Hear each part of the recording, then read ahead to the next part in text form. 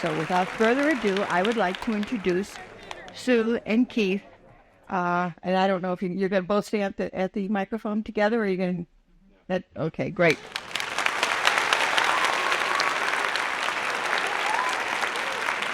Hello, everybody. I'm an alcoholic. My name's Keith.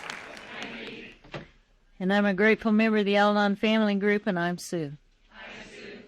My sobriety date's May the 11th, 1976, and for that I'm especially grateful. I'm glad to be able to do this, and it's always a special privilege to be able to share the steps and traditions and what we've done and how we've used them in our life. They're a part of our life, a way of life, and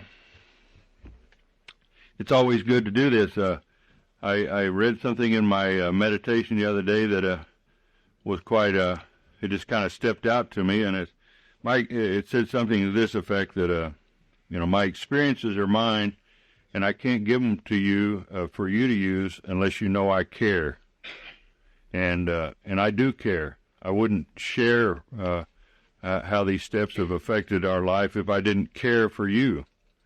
If I was so selfish that I could work the steps and the traditions and confine them to my life, I wouldn't need to do what we're doing here today. We've experienced something as a result of these steps and the literature that we've, taken from the program of Alcoholics Anonymous and Al-Anon and applied in our life, and it's worked.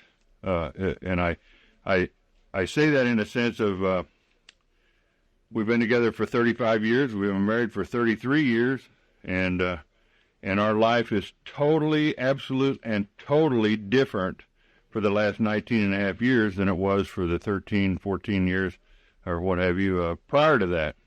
We went together for 2 years regularly, steadily, and then we got married, and we've been married for 33 years. So these steps in this way of life has totally changed everything about our relationship with each other and our outlook on life and our attitude about life. So it works. We have a family. We had one daughter during the active disease, and that daughter has been in Alateen and Al-Anon for 19 years, and she's applied the steps in her life and the books and the literature and this way of life in her life, and not only has she become a complete and totally different person, and had a good, successful life and a happy life and lives a happy life, productive life today. But her relationship with her mother and father has completely changed, and from a terrible, terrible, violent, verbal abuse, sexual abuse, everything you can imagine, to absolute and total forgiveness, acceptance, and has been able to take, as a result of these steps, into her life and get married and live without all the carryover of the confusion, the trash out of the active disease. So if there's anything that these steps have done, it's taken people that could have very easily said we were victims and moved us out into the mainstream of life and allowed us to function as human beings, healthy human beings in relationships as a family, relationships in work, relationship with our groups, and our neighbors, our community, everything about our life. And, it's change. The steps and what is outlined in the literature here has been the primary guidelines to change. Now, we were in Oklahoma last weekend, and we had an opportunity to go back there for an Al-Anon convention. There was a lot of old-timers there, long-timers, old-timers, people in Al-Anon and AA. And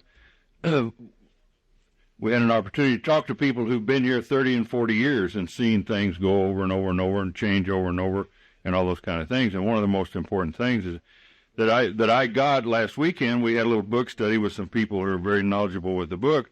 I've been here 19 and a half years, and I know all this, but the reason I like to do this is because there's things, affirmations that I've filed away and heard it when I was 1 year sober, 2 years sober, 3 years sober.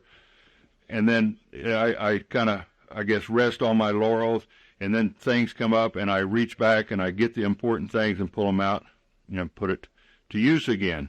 And many times due to surrenders, And one of the most important things that jumped out at me by being with people that have been here a long, long time last weekend is that, particularly in talking about Alcoholics Anonymous, and Sue, Al-Anon is a big book thumper.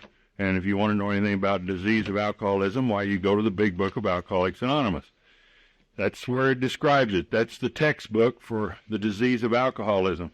And one of the important things that was really hammered into us and really jumped out to those of us who got to go through the big book of Alcoholics Anonymous somewhat last weekend is that the very first, now I'm not a historian on Alcoholics Anonymous or anything. I don't memorize a lot of things, but the very first Alcoholics Anonymous ever, and Al-Anon is only 44 years old, and AA is, 55, 60s, and so the very first Alcoholics Anonymous, was the big book Alcoholics Anonymous. That was before fellowship. There was 2 drunks, and they documented this. They needed something to work from, a textbook. They were not stupid people. They were educated people, businessmen, bankers, what have you. And they put together the big book of Alcoholics Anonymous, the text. And the guy explained it that there's really not sure what had happened, but some guy come out of a nut ward and wandered in a room where they were trying to name this thing, and they had all these various names. They were going to assign the book, and ultimately they couldn't come up with something that didn't conflict, and this nut walked in and said, well, I've been looking for you guys for a week. You're really anonymous, and I'm an alcoholic. And they said, why don't we call it Anonymous Alcoholics? And then they said, no, why don't we call it Alcoholics Anonymous? And that's so the story goes. The historians seem to think that there's a possibility. That's the way they got it. So that was the very first Alcoholics Anonymous ever. And from that, they started Alcoholics Anonymous meetings. Point is, the very first Alcoholics Anonymous was the big book of Alcoholics Anonymous. So there are 2 Alcoholics Anonymouses, just like there's 2 Al-Anon. The first Alcoholics Anonymous is the book. The second Alcoholics Anonymous is the fellowship. So if you're trying to stay sober or sane on the fellowship, you're doing it the hard way. The easy way is to use the book and the steps, because that gives you a prescribed definition of how to bake the cake. And they even explained this very simply, as they said, in this book, when they wrote this book years and years and years ago, they gave a percentage. Of course, there was fewer and fewer, but they gave a percentage. And I take this in this room, this percentage, this small room. In this book, follow the prescription of this book. It says that 100% of the people who come here, of that 100%, 50% will stay and recover, following the directions of this book. 25% of the other 50% will drink and come back, and 25% will go and die. And I guarantee you that our programs are watered down today to the point that it is nothing like 75%. You're lucky if you get 1 and 2%. And that's what jumped out at me last weekend, listening to people with 30 and 40 years put this into application and bring it back. And so that's why I care. I think we've done something. There's been something missing. There's something that we've made it a social thing, whatever we've done, probably because there was an influx of people in whatever. We got those percentages way down. And I care about those percentages. And so I share what we've learned in this book and what we've come to understand from these steps. The one thing that I'll share real quickly on step 1, and then Sue can go. The big book came first, and the 12 and 12 came second, the traditions came third. I do not study the 12 and 12 without following it along in the big book. I do not study the big book without following it along with the 12 and 12. If you listen to people who are very knowledgeable about the big book, the stories and stuff, this is divided up in certain steps. When I read the 12 and 12, I have to go back to the big book. So I study them both. In our home group, we have Monday night, have a 12 and 12. We have a 12-step meeting. On Wednesday night, we have a book meeting. And when I go to the 12 and 12 meeting, I take my big book and I follow it, and I go and reference points to the stories in the big book. whenever I study the big book, I take my 12 and 12 and I go through it because it's a whole package. And they found as they did the book, then they found they needed the steps, and then they found they needed the tradition. So I follow this.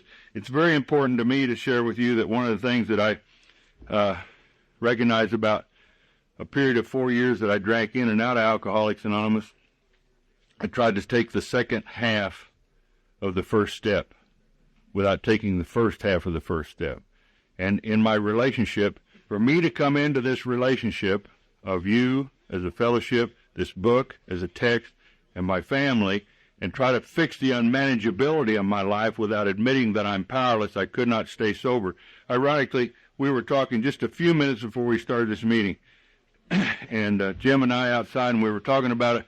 He was telling me about a guy that got up and talked, and he was 10 years sober, and after he got through talking, he run all this stuff out, and the guy's sponsor got up and said, "You're going to drink again, and I can tell you when."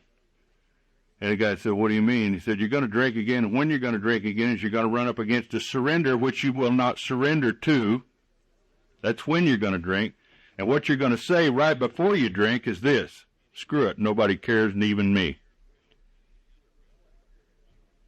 So that is the point of step one.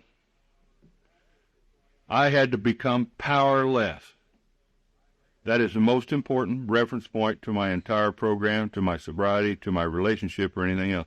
I had to become powerless. And if you look on Bill's story on page 5 in the big book, it says, "Nevertheless, I still thought I could control the situation, and there were periods of sobriety which renewed my wife's hope." That is the great lie. That is the true and false. And until I could do that in my relationship, do that in me, do it with my men, friends, sponsors, whatever, that powerlessness was. I'd try to work the second half of the first step. As soon as I get my life in order, boom, boom, boom, we'll be fine. And I stayed drunk over and over and over and over again. Once I rendered it powerless, it's a reference point for everything in my life. I am powerless over my relationship with my wife. I am powerless over anybody else on the face of the earth. The ABC says that. Once I accepted that I'm powerless and I surrendered, then I have a power greater than me. And the primary purpose of this is to help me find a power greater than myself. And once I could do that, God worked on the relationship, and then we could go into the second half of the first step. Hi, I'm Sue. I wondered when I got here why they had the same first step as in Alcoholics Anonymous, because our steps are the same. Alcoholics Anonymous gave them to Al-Anon, and I wondered why, because we don't have a problem with alcohol. And what Keith was sharing earlier about us being in Oklahoma and the power that was at that conference was unreal with all of the long-timers that were there. And what I have to realize about these steps and the teachings that I got is a foundation that I have to stand on the rest of my life. So what I learned in the beginning, and if there's any newcomers in here, it's the effort and the willingness that you put into these steps in the beginning of our lives that we will stand on for the rest of our lives. And I have 19 years in this program. My sane date is May sometime, which tells you how sane I was, of 1976. And I have to realize that when I came in here, I was crazier than a loony bug. And the reason I feel so strong about these kind of things in this program is because, like Keith was sharing, with the AA Big Book being AA and the fellowship being another AA, it's happening in Al-Anon too. It's a popularity contest in Al-Anon. It's PTA in Al-Anon. And that's not why I'm here. I need this program as much today, 19 years later, as I did when I walked in the doors of Al-Anon. And that's why it is so important to me today that I am so grateful that I had the strong sponsorship in the very beginning that gave me the basics, that gave me the steps, gave me the principles, because I stand on them today. And so if you're sponsoring someone, it is so important to get them into the steps and the Big Book of Alcoholics Anonymous, in my opinion. because that's where we came from. And I love this program so much, I don't want to water it down. There's going to be a few of us around here that will try to keep Al-Anon exactly the way it is. And there's a lot that are going to go on the other side of the street, and they're going to have fun and yuck it up over there, and you're going to feel lonely over here because you're doing the foundation. But the secret of longevity in this program is that the path gets narrower and the crowd gets smaller. That's why you do not have a lot of long-timers in this program, because people come around here to get their life better, and I'm happy and I'm joyous and I'm free, and now I got to have fun. Fun is a byproduct of applying these principles to our lives. It will automatically come. The happiness, the joy, the freedom will automatically come if we have a strong foundation. And when I got here, it's because I wanted the secret, and that's the first thing it says in the first step in the Al-Anon 12 and 12. I wanted the secret for sobriety. I'd run out of all my answers. All my old ideas were not working. I had no answers, and that's why I feel that I became powerless. I was powerless over alcohol because I didn't know what was going to happen to my husband when he drank alcohol. And I did not have the power to make him do anything anymore. I'd lost that power because he didn't listen to me anymore. He did not mind. It says our schemes and threats had succeeded only in our being physically and emotionally exhausted. We were powerless. We were asked to admit that and believe that if we wanted to make progress and improve the quality of our lives, we had to admit that we were powerless. And that's why I love the ABCs in the Big Book of Alcoholics Anonymous, because it says in there, no human power can relieve their alcoholism. And I believe that that is one specific place in the Big Book of Alcoholics Anonymous that is talking about Al-Anons. No human power can relieve their alcoholism. I had to realize that I did not have the power to relieve his alcoholism, and that my life was unmanageable because every time I focused on him or whatever it was that I got obsessed with, my life became unmanageable. That I gave him more time than I gave my own self. I thought of him first before I ever thought of me. Therefore, my life was going to hell. No wonder I felt bad about myself. So I had to admit that I was powerless. Number one, I can't get an alcoholic sober. I can't keep an alcoholic sober. An alcoholic's sobriety is not my answer. Because when he got sober, I remained nuts. And he wasn't doing stuff, and I went crazy the first 6 weeks of this program. And then I made a commitment to myself that I can't make it on one meeting a week. And I have to go to 2 and 3 and more Al-Anon meetings every week, or I start losing it. And I don't want to do that. That scares the hell out of me. I don't fit in this world without these steps. And my life will start becoming unmanageable. In step one, and this is a very important thing with a relationship, because a relationship is an obsession. An obsession is an idea that overpowers all other ideas. And I had a relationship with alcohol. I also was trying to have a relationship with a wife. And so I could be obsessed with my wife, but I would drink and become obsessed with the alcohol. And so then they would become confusing. And that's why for the alcoholic, and why it says in step one, he had hit bottom as truly as any of us. John Barleycorn himself had become our best advocate. That's at a point where alcohol became my obsession. Over all other things, I could promise her anything, and then alcohol would take over, and my obsession was alcohol. Why all this insistence that every AA must hit bottom first? The answer is that a few people will sincerely try to practice the AA program. Maybe I should read that again. The answer is that few people will few is not very many, will sincerely try to practice the AA program unless they have hit bottom. Now, isn't that strange? The answer is that few people will sincerely try to practice this program in a relationship unless they have hit a bottom. For practicing AA's remaining 11 steps means the adoption of attitudes and actions that almost no alcoholic who is still thinking can dream of taking. So if you put that in a relationship, as long as I think I can control this relationship, I'm not going to work the next 11 steps. And I changed the words in the step, and I changed that simply because if you go at the bottom of that paragraph, we stand ready to do anything which will lift the merciless obsession from us. And so you have to do what's required in the next 11 steps. Step 2, based in the Big Book of Alcoholics Anonymous and Bill's story, very simply on page 9, they had told of a simple religious idea and a practical program of action. So surrender is a simple religious idea, and then it outlines a program of action. And step 2 is came to believe that a power greater than myself could restore us to sanity. To be restored to sanity is humility. I cannot have a relationship with anyone, much less my wife, unless there's humility in it. I am powerless over that. I have to allow her to be herself.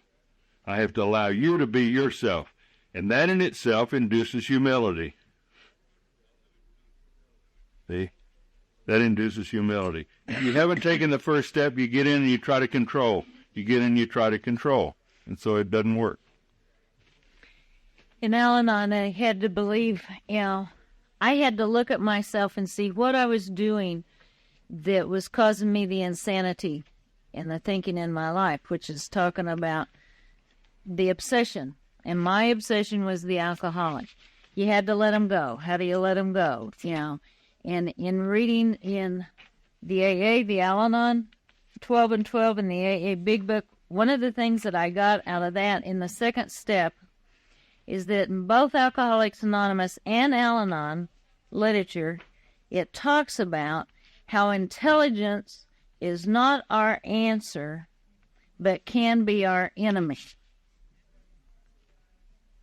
And so it's talking about surrender, and I believe that Al-Anons have to hit that surrender, just like every alcoholic does. When you get to the bottom and you just give up.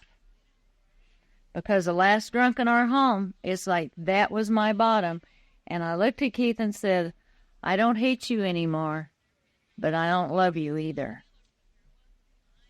And you got to do what you got to do. I didn't care. I didn't stand there and fight over who gets the house, who gets the car, who gets the kid, who gets the checkbook. I didn't care. I just had to get out because I couldn't live that way anymore. And that's a bottom. And so I had to learn that a power greater than myself could restore me to the sanity. Once we admitted that, it says in our book that we begin to grow. Once we admit the powerlessness, once we admit the unmanageability, then we begin to grow. That's ready to say, okay, I've got an answer. There's something that's going to help restore me to sanity, and accepting that. We needed more than the human experience and intelligence to solve the problems of living, especially living with an alcoholic, whether drinking or not. It doesn't matter. It's all up to me. And so I have to believe that there is a power that's not the alcoholic, but there is a power that cares about me enough that's going to help me start this walk down this path, that is going to lead me to some kind of sanity. And it talks about humility. So it's at this point that some humility started coming in my life, because when I first got just a smidgen of humility in my life, it's when I said, help me. That's a part in the second step where sponsorship comes in. For us, we could not work the second step without getting a sponsor. How can I ask a power greater than me to restore me to sanity if I don't have guidance? I went to churches. I had all these simple religious ideas about this thing, but I had no direction. I had nobody explain it to. Will you guys open those windows? Everybody's sleeping. I may want to. And so without doing anything with this sponsorship, I can't do this second step. And there's an amazing thing. I always tie page 68 in the Big Book of Alcoholics Anonymous in with the second step, because on page 68, there's something that I missed I guess you don't miss it, but there's things that happen and you wonder why and blah, blah, blah. And I kept thinking, God's will, when the second step's first time we talk about a power, God, power, God, higher power, all that kind of stuff. And so what I was doing in here was I was looking for God's will. Okay, God, show me your will. And that is not what this thing's talking about. If you look on page 68 in the Big Book of Alcoholics Anonymous, what it says in here, we ask him to remove our fear and direct our attention to what he would have us be. See, and for a period of time, I'm trying to say, okay, God, show me your will so I can do it, and then I'll be what I'm supposed to be. And that's that philosophy that I could make decisions in my relationship that said, well, God wants me to do this. Nothing's sicker than a newcomer's higher power.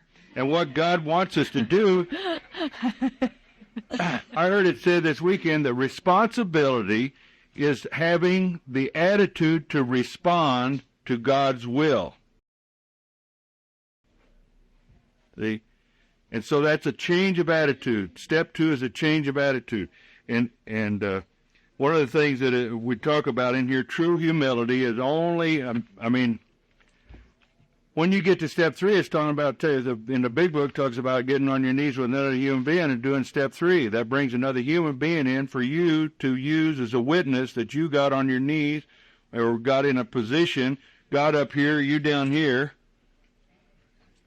and you let somebody else see you do this. And I did this in church all the time, but I was doing the congregation thing, so I was hurting.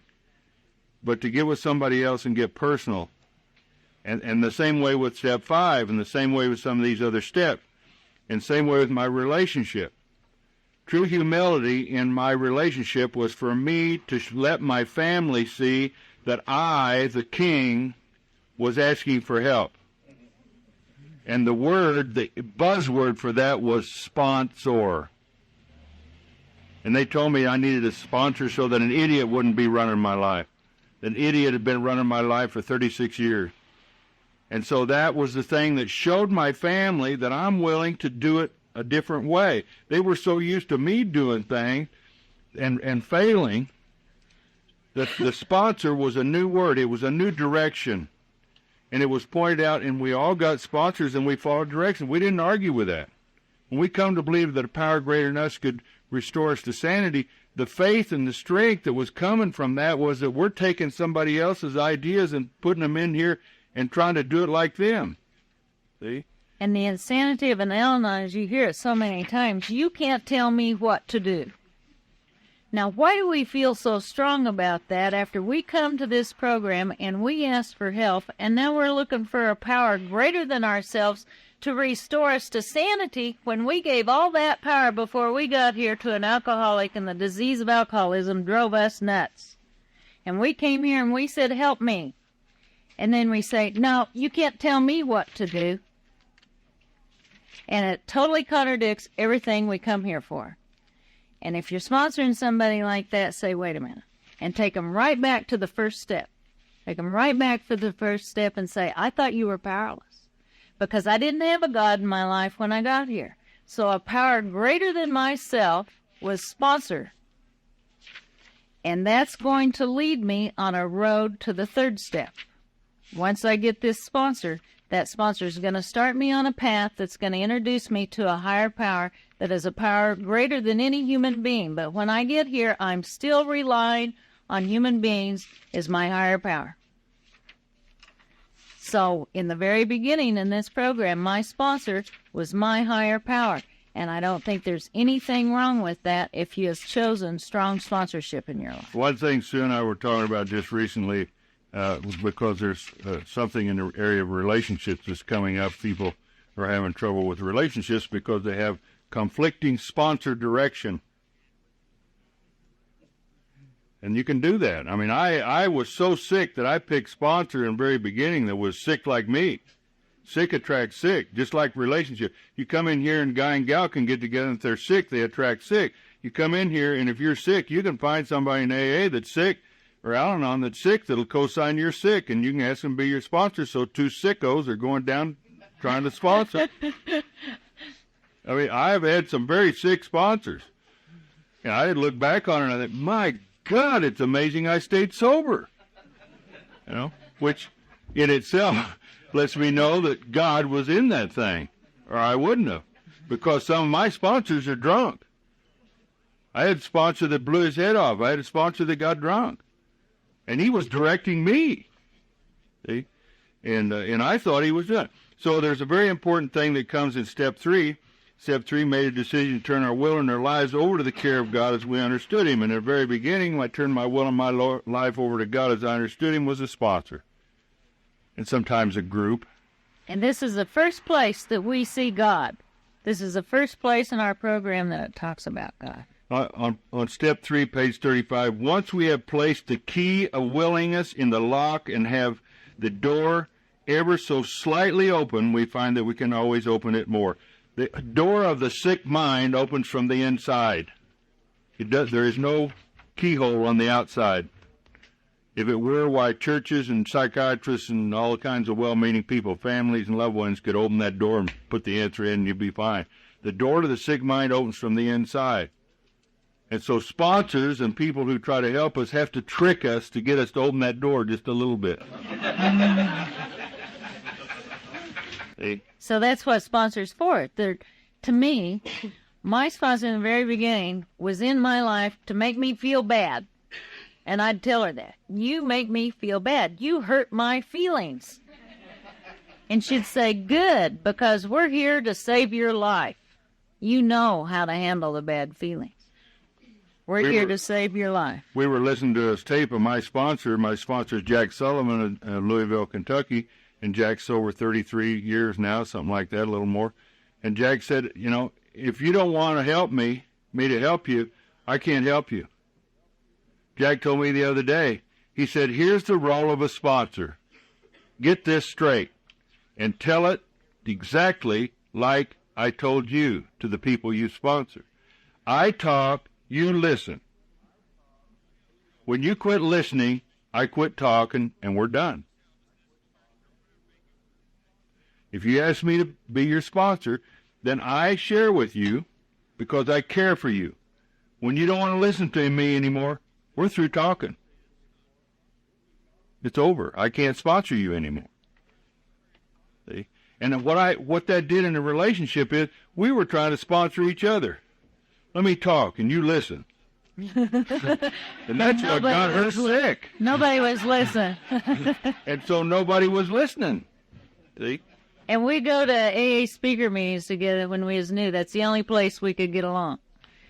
And on the way home, I'd tell him what the AA speaker meant, so he'd get it. And I know you guys have done that, too. It wasn't what I heard at all. So we'd argue about that. But at least we were arguing about something new, something positive. We were having an argument about something positive. This is what they meant.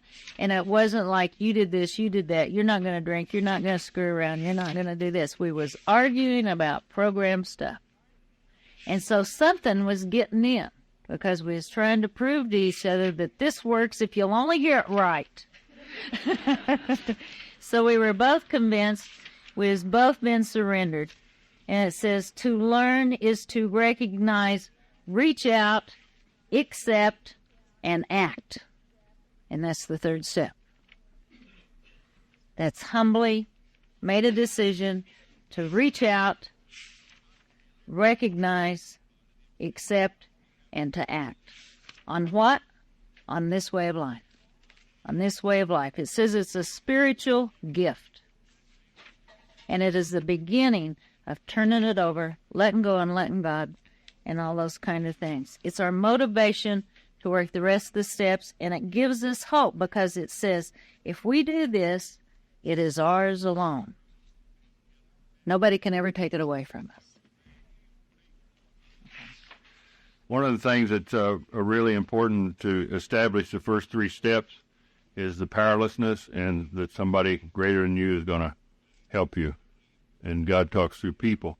And the important things that we found through that third step, I was told, I try to do the third step in my car going down the road and drive and talk to God and, all them things. And I still do that. But my proper position with God is me on my knees and him in the right position. And I got 24 hours in a day to live. If I can't get God the proper concentration in that, at least 10 or 15 minutes, in 24 hours, well, then I don't care about God. I can tell you, I can watch people I sponsor, I watch them, and they'll, I'm a great, Sue and I both advocate of meditation. And I can watch people, and they get sober after a period of while, and they quit doing their morning meditation, they quit doing that. I can watch them, they start getting crazy. And I'll tell you what, I watch guys that are sober 10, 11 years, and somewhere between 3 and 4 and 5, they quit doing their morning meditation. By the time they're 10 years sober, they're absolutely nuts. They're crazier than they were when they were new. I mean, it's unbelievable, because they ease it out and the self-will comes in. And in the meditation of the first 3 steps, the thing that has held our relationship together, we both have morning meditation individually. Exactly. We have got on our knees and did our prayers. We got in the proper position to bring God. We brought God into that bedroom. We brought God into the kitchen. We brought God into the bathroom. We brought God into every area of our life. The thing that I used to love about a man called Gene Duffy in Alcoholics Anonymous, he talked about the must. And if you go through your Al-Anon 12 and 12, there are must in the Al-Anon 12 and 12. It says we must change. We don't suggest you change. You must change. And third step, it says, third step suggests, I teach myself from this moment on to be receptive, to open myself to help others with the help of my higher power, and to the help which may come in many forms, often through other people. The people in this program in the very beginning and on any given day are still my God that just has skin on it. My God works through people. The fourth step is made a searching and fearless moral inventory of ourselves, and it's an amazing thing. We were listening to the sponsorship tape coming up here, and my sponsor was talking about fear, and living on fear. And fear was in every area of my life, and the first thing, it made a searching and fearless moral inventory. In our relationship, everything about me, in my relationship with myself, with my God, with my wife, with my daughter, with my fellow man, was motivated by fear. And one of the little things that happened to me is to help me overcome fear was having hope. And what you gave me is a vision beyond my present circumstances. When I came here, I had nothing going for me, and so I had present circumstances. We live this one day at a time right now, and here I got this relationship, and it's crazy, and these are present circumstances. I'd be glad to quit drinking as soon as I get the circumstances. That's where I come back and try to work the second half of the first step. I have to have a vision beyond my present circumstances.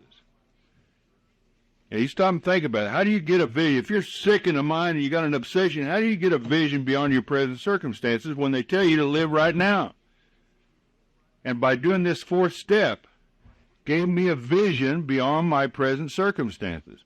When I did my fourth step, it allowed me to step out of that fear and see that it's possible for me to have something better beyond my present circumstances. I didn't have answers to my present circumstances, but you said if I do this fourth step, it'll show me the patterns that create the insanity of my present circumstances, and maybe if you can help me change that,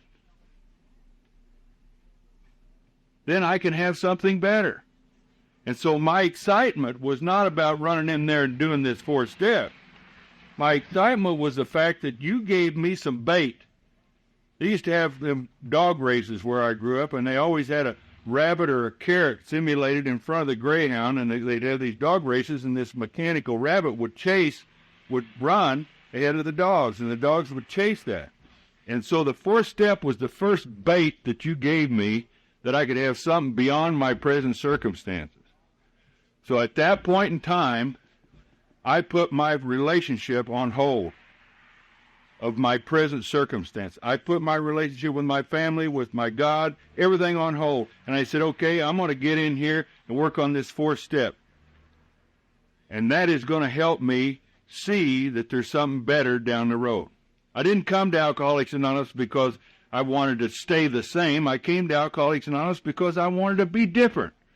One of the things the old-timers tells us is that there's all kinds of people out in that world who don't have a conscience, but an alcoholic has got a conscience. A real alcoholic has a conscience, and I knew that alcohol had changed me to something I didn't like. I knew it had made me something. I fell in love with this lady, and it had made me hate her. See? I fell in love with people. I always loved people, and alcohol had made me hate you. I heard it the other night, one of the guys in my home group. I've said it for years. I came in and out of AA, in and out, and I said, a belly full of booze and a head full of AA is terrible. I'll tell you something that's worse. A head full of AA and a belly full of resentment. Yeah. And I came in here with a head full of AA and a belly full of resentment. And this fourth step took care of that. The fourth step is the laxative for resentment. Always will be, always is.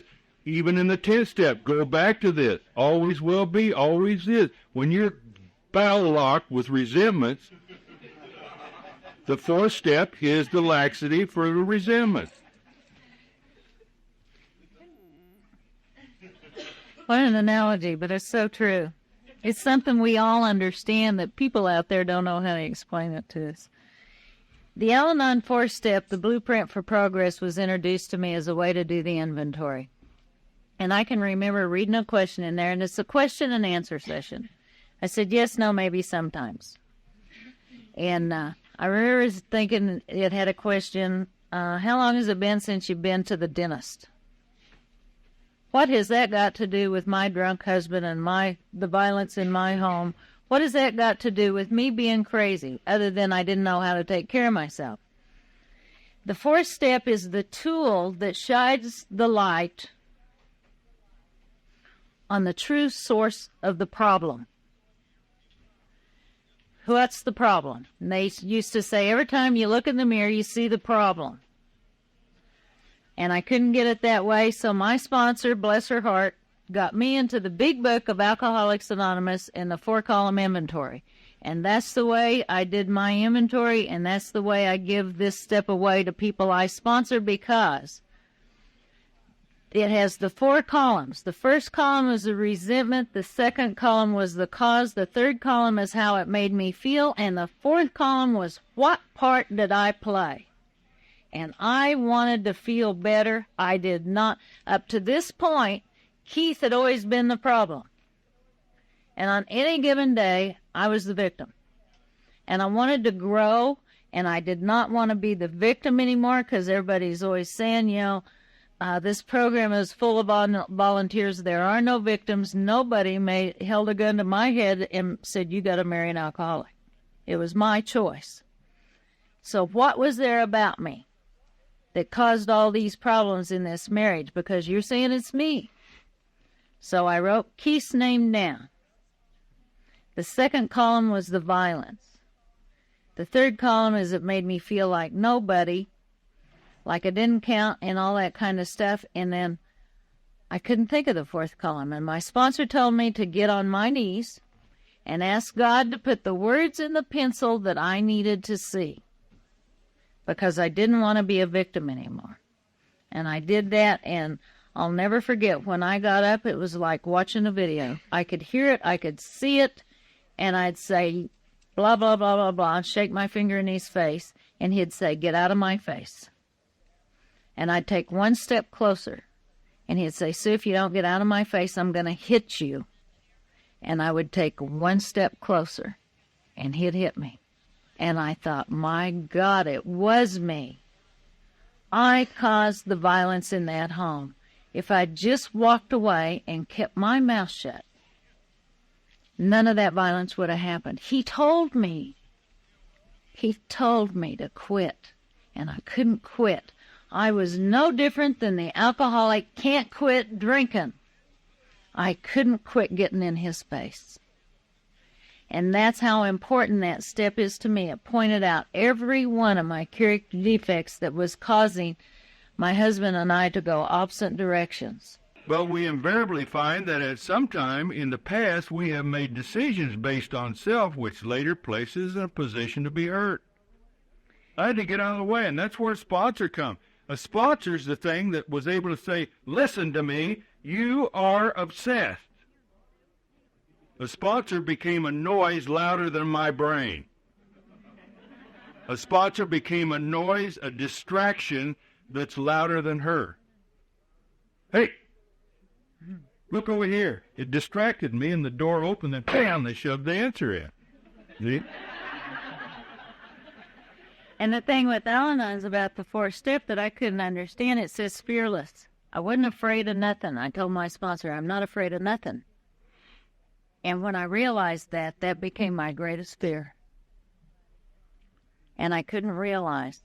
And it was just a couple of weeks ago, I finally, in the middle, after 19 years, I was in the middle of just rage. I just wanted to stand and scream and hit somebody. And I realized in the middle of it, what I was afraid of is another member of Al-Anon. And I was afraid for her. And she couldn't hear, and she couldn't see.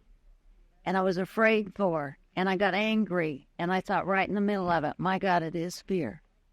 This is fear right now. And it only took 19 years for me to be right in the middle of that anger and recognize fear at the same time. One of the things in the book that's very important, and like I say, there has to be some bait here. If you don't think this is going to make it better, if you just think I'm standing up here telling you about what's happened to us, and yet it doesn't apply to you, let me throw some bait out. In the Big Book of Alcoholics Anonymous on page 62, what it says in here, very simply, most good ideas are simple. Okay? And this concept was the keystone of the new and triumphant arc through which we pass to freedom. And what I wanted more than anything, I want freedom of alcohol, and I want freedom of this obsession of this thing I've married. And if I can have that, then I can have freedom of myself. I didn't know you was obsessed with me. Absolutely. And that means I've just made amends. I wanted out, baby. I wanted out of this thing. Oh, yeah. And yet what I recognize is I thought if I could let go of the alcohol, then I could let go of her, then I'd be free. And that's the arc is that I let go of me, and then I don't have a problem with alcohol or her. Alcoholics always act and react in opposite. And so I had the freedom had to come within, and then I'm not obsessed. Yeah, I'm not obsessed. So one of the things that happened in step 5, and it's a very important thing, and I think step 5 is vitally important because to me that's the guidelines of relationship. At the beginning of any relationship, if you have not built an arc with a sponsor, how are you possibly going to build an arc with a him or a her? And so there are about 20-some points of reference in step 5 on how to build a relationship. Guidelines that you must first do with a sponsor before you can do with anybody or anything else. Isn't that amazing? And so many people come here and they want to go out here and build this relationship with him or her or them or that, and then come in here and work step 5. And that's really sick. It's really sick. And I see it that people come in here and get a relationship with a sponsor and they think they've built an arc and they haven't. I'm going to tell you something. If your sponsor is your God, you don't have an arc. You're not free. If your sponsor has to make every damn decision in your life, you're not free. And my relationship with Sue, let me tell you something. When I came to Alcoholics Anonymous, Sue and I had been married a number of years. As sick as it was, baby, I knew I loved her. Something down inside. I know that today. No sponsor is going to destroy my relationship with her. No group's going to destroy my relationship, and consequently, God is not going to destroy my relationship with her. We've changed sponsors because sponsors did not complement our relationship. But we have had to let go of things and ideas that sponsors suggested so that we could have that relationship. It's a paradox. As long as I'm not going to, in other words, the first 3 and 4 steps, we're talking about strong sponsorship and all this kind of stuff.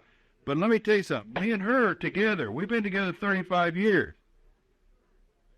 So the search through the first 4 steps has been for sponsorship that supports our relationship.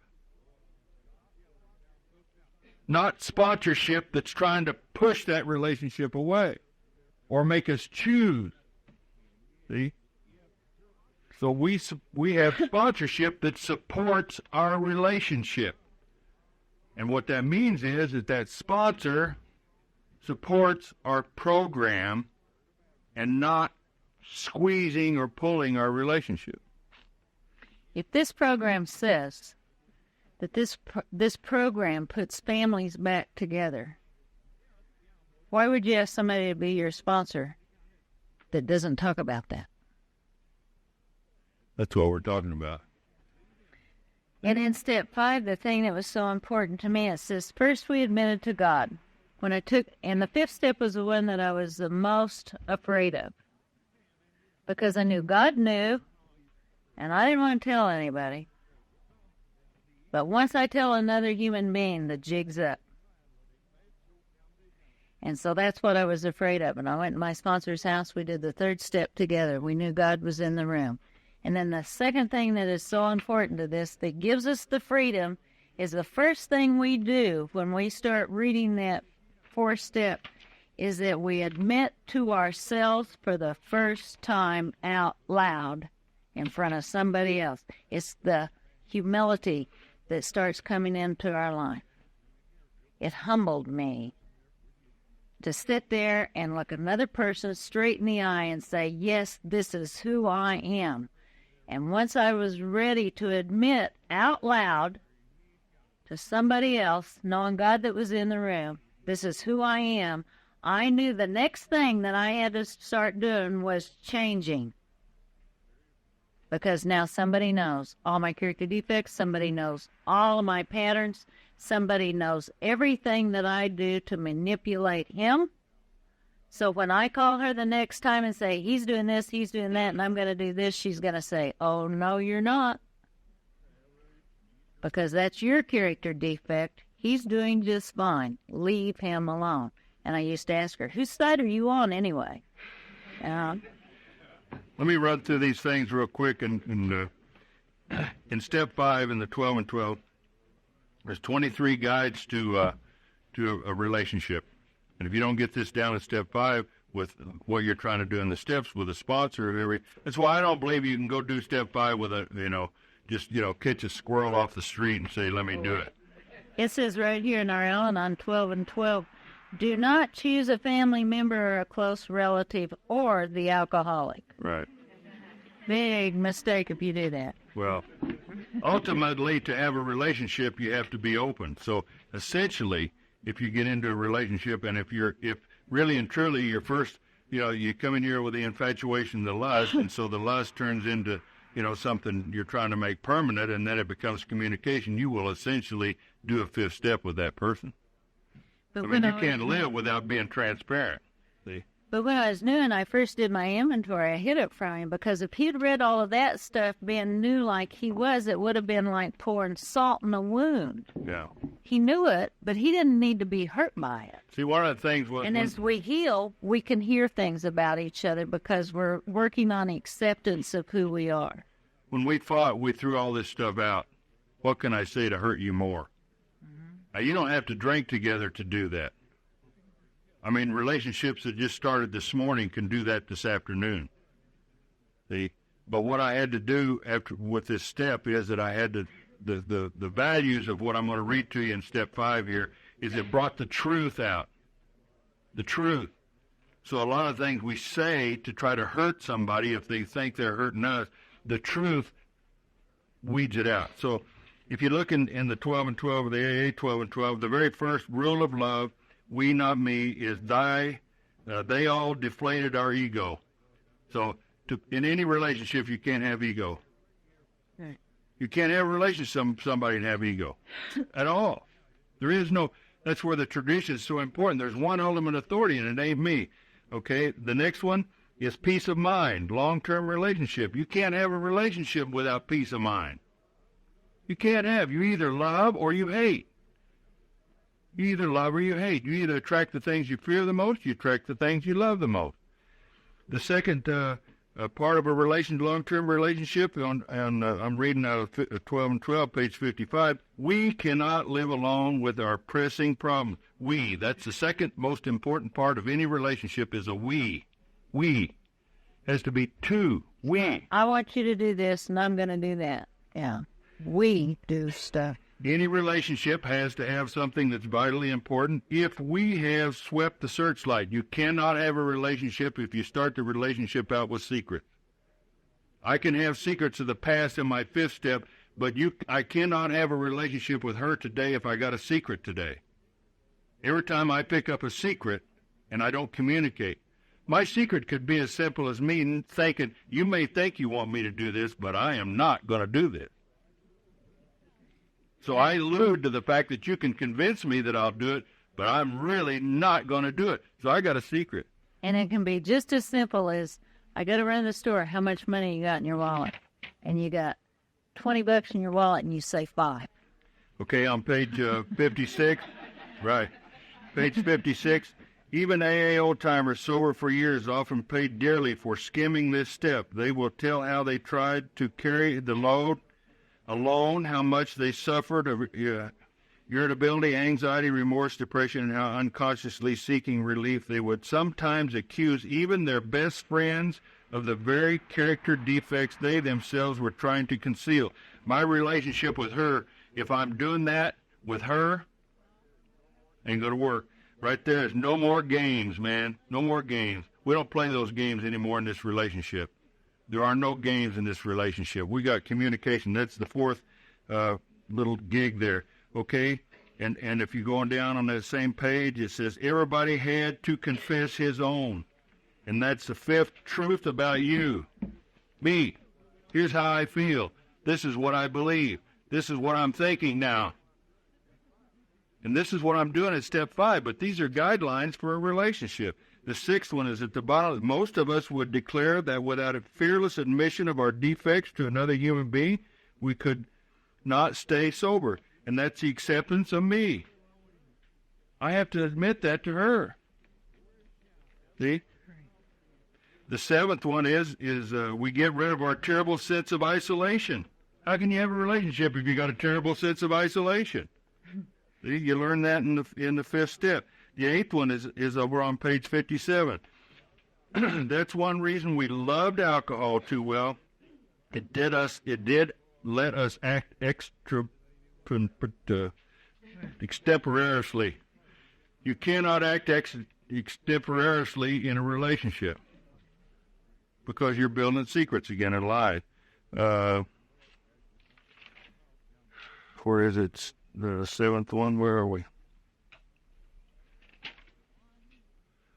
That 7 is that one, loneliness. Loneliness. You can't have loneliness in a relationship. That's where I found the difference between aloneness and loneliness. If I have a relationship with Sue, I can have aloneness, but I don't have loneliness. See?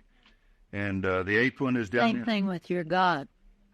You Right. can be alone by yourself, but as long as you have a God in your life, you're never alone. Right. Our moral inventory has persuaded us that all around forgiveness is desirable. I have to have that forgiveness in my relationship, or I don't have it. I build a resentment. The next one is no defect can be corrected unless we clearly see what it is. And I found out in my relationship, I have things about me that may be driving her absolutely nuts, but it don't bother me. See? Don't bother me. Little thing.